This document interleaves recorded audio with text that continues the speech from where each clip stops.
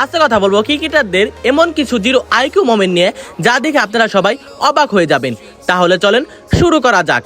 প্রথম ঘটনাটি ঘটেছিল মহারাষ্ট্র প্রিমিয়ার লিগে, যেখানে গোলাপুর এবং রয়্যালসের সাথে একটা ম্যাচ চলতেছিল, যেখানে রয়্যালসের ব্যাটসম্যান একটা শট মেরে 2 রানের জন্য দৌড় দেয়। কিন্তু তখনই দুই ব্যাটসম্যান বলের দিকে তাকিয়ে থাকার ফলে মাঝ ক্রিজে দুজনের সাথে সংঘর্ষ হয়ে যায় এবং দুজনই ক্রিজে মাঝখানে পড়ে যায়, যার ফলে ফিল্ডার টিমের কাছে একটা রান আউটের সুযোগ চলে আসে। কিন্তু যখন ফিল্ডার বলটা উইকেট কিপারের কাছে দেয়, কিন্তু তিনি স্টাম্পে না মেরে নন স্ট্রাইকে থাকা বলারের কাছে দিয়ে দেয়, আর তিনি বলটাকে ধরতেই পারে না। এরপরে 2 নাম্বার ফিল্ডার এসে বলটাকে ধরে এবং স্ট্রাইকে থাকা ব্যাটসম্যানকে আউট করার জন্য বল নিয়ে দৌড় দেয়, কিন্তু সে মাঝ ক্রিজ থেকে বলটাকে থ্রো করে দেয়, যার ফলে স্টাম্প মিস হয়ে যায় এবং বাই হিসাবে একটা বাউন্ডারি চলে আসে।